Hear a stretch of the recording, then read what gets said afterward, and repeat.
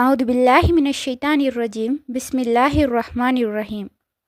அல்லாஹ்வின் அருள் கொண்டு அல் குர்ஆனின் ஒளி உங்கள் இதயங்களை பவளமாக மாற்றட்டும் இன்ஷா அல்லாஹ். நூருல் குர்ஆன் ஒஃபிஷியல் யூடியூப் சேனல் ஊடாக உங்களுக்கு சலாத்தை தெரிவித்துக் கொள்கின்றேன். அஸ்ஸலாமு அலைக்கும் வரஹ்மத்துல்லாஹி வபரகாத்துஹு.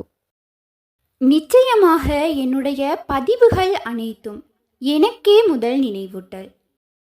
இன்றைய பதிவில் நாம் பார்க்க இருப்பது மிகவும் ஸ்பெஷலான ஒரு குட்டி திக்ரை பற்றி தான் இன்ஷா அல்லாஹ் இன்றைய பதிவில் நாம் பார்க்க இருக்கின்றோம்.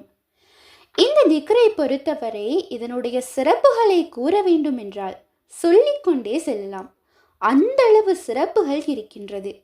ஆனால் இதற்கு ஏராளமான பலன்களும் நமக்கு இருக்கின்றது.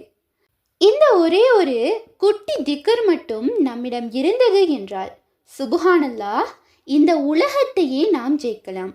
அது மட்டுமல்லாது இந்த வார்த்தையை மட்டும் நாம் இறுக பற்றி கொண்டோம் என்றால் வேறு எதுவும் செய்யாமல் இருந்தாலும் சரி, இந்த சிறிய வார்த்தை இரு உலகிலும் சிறப்பை பெற்றுத்தரும். நாம் நினைத்து பார்க்காத உயரத்தை நாம் தொட முடியும்.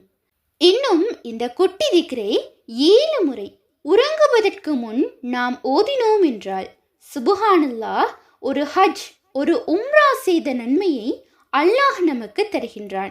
சுப்ஹானல்லாஹ், நாம் அனைவருமே ஹஜ் செய்ய வேண்டும், உம்ரா செய்ய வேண்டும் என்பதனை இலட்சிய கனவாக நாம் வைத்து கொண்டிருப்போம். இப்படி காணப்படும் போது ஒரு குட்டி திக்ரை நாம் ஓதுவதின் மூலமாக அல்லாஹ் சுப்ஹானஹு தஆலா நமக்கு ஹஜ், உம்ரா செய்யக்கூடிய நற்பாக்கியத்தை அல்லாஹ் கொடுக்கின்றான். இன்னும் ஒவ்வொரு முறை ஓதும் போதும் ஹஜ் செய்த, உம்ரா செய்த நன்மையையும் அல்லாஹ் நமக்கு கொடுக்கின்றான். சுப்ஹானல்லாஹ், அது மட்டுமல்லாது இந்த வார்த்தையை நாம் கூறினோம் என்றால் நம் அனைவருடைய அனைத்து தேவைகளுமே பூர்த்தியாகுமாம். ஏனென்றால் நபி ஸல்லல்லாஹு அலைஹி வஸல்லம் அவர்கள் நிறைய ஹதீஸ்களில் சிறப்பித்து கூறியுள்ளார்கள். நபி ஸல்லல்லாஹு அலைஹி வஸல்லம் அவர்களே கூறியுள்ளார்கள், இந்த ஒரே ஒரு வார்த்தை இருந்தால் போதும், மக்கள் கவனஈனமாக இருந்து விடுவார்களோ இதனுடைய சிறப்பை கேட்டு தெரிந்து கொண்டால் என்று பயந்துள்ளார்கள். அந்த அளவு அந்த வார்த்தை இருந்தால் போதுமானது. அது மட்டுமல்லாமல் பறவைகளுக்கு அல்லாஹ் ரிஸ்கை கொடுப்பதை போல இதை ஓதக்கூடிய மக்களுக்கும் அல்லாஹ் சுப்ஹானஹு தஆலா ரிஸ்கை வழங்குவான், அவர்களுடைய தேவைகளினை கபூல் செய்வான் என்று கூறியுள்ளார்கள். அப்படியான அந்த சிறப்பு வாய்ந்த திக்ர் என்னவென்றால் லா இலாஹ இல்லல்லாஹு வல்லாஹு அக்பர். இதில் ஒரு கலிமாவும் ஒரு தக்பீரும் உள்ளது.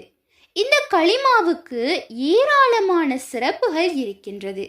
இந்த இரண்டையும் சேர்த்து ஒவ்வொரு இரவும் உறங்குவதற்கு முன் நாம் வெறும் 7 முறை ஓதிவிட்டு உறங்கினோம் என்றால் இவ்வளவு சிறப்புகளை அல்லாஹ் நமக்கு கொடுக்கின்றான்.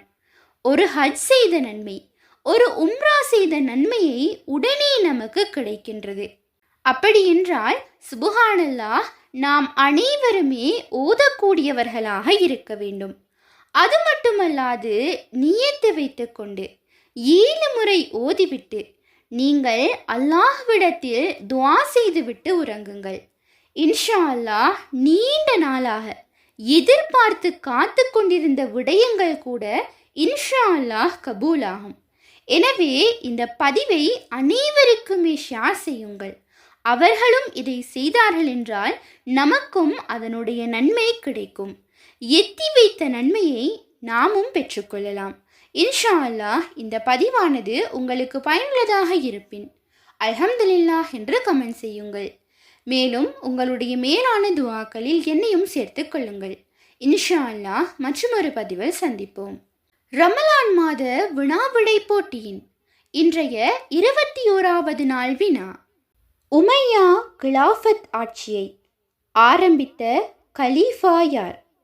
பதிலை கமெண்டில் பதிவு செய்யும் போது உங்களுடைய பெயர் மற்றும் முகவரி மற்றும் ரெஜிஸ்ட்ரேஷன் நம்பர் சரியான பதிலுடன் பதிவு செய்யுங்கள்.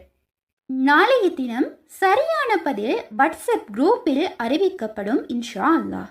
இப்போட்டியில் சிறந்த முறையில் பங்கு பற்றி நீங்களும் வெற்றியாளர்களாக மாற, ஈமானை வளர்த்து கொள்ள அனைவருக்கும் வாழ்த்துக்களை நூருல் குர்ஆன் ஒஃபிஷியல் யூடியூப் சேனலிலூடாக தெரிவித்துக் கொள்கின்றேன்.